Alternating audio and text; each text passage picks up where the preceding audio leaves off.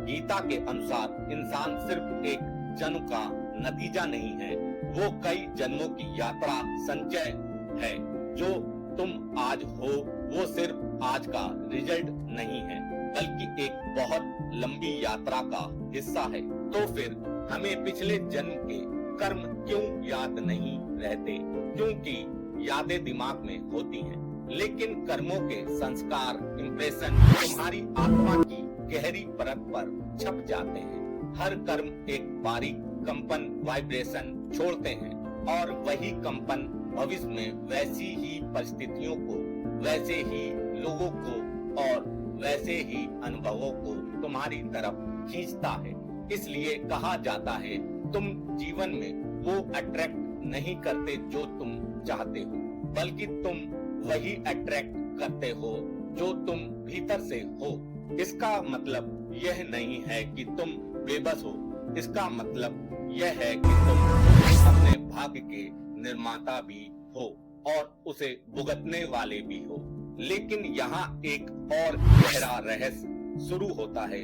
अगर कर्म ही सब कुछ तय करता है, तो क्या हम अपना भाग्य बदल सकते हैं या फिर सब कुछ पहले से ही लिखा जा चुका है? अध्याय 3, भाग्य बनाम स्वतंत्र इच्छा।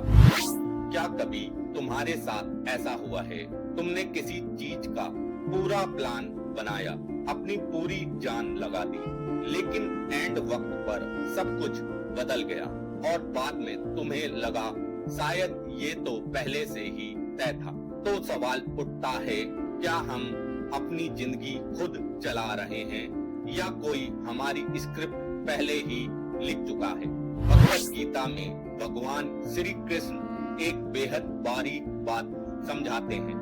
इंसान कर्म करने के लिए आजाद है, लेकिन उस कर्म का फल पूरी तरह उसके हाथ में नहीं है। यानी प्रयास, एफर्ट तुम्हारा है, लेकिन परिणाम, रिजल्ट इस पूरे ब्रह्मांड के सिस्टम का है।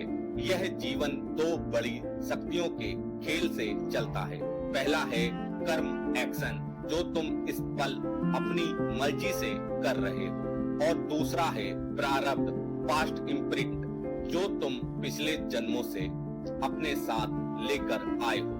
ये दोनों मिलकर तुम्हारी आज की हकीकत बनाते हैं। लोग सोचते हैं कि उनके पास फ्री विल है और वो कुछ भी कर सकते हैं।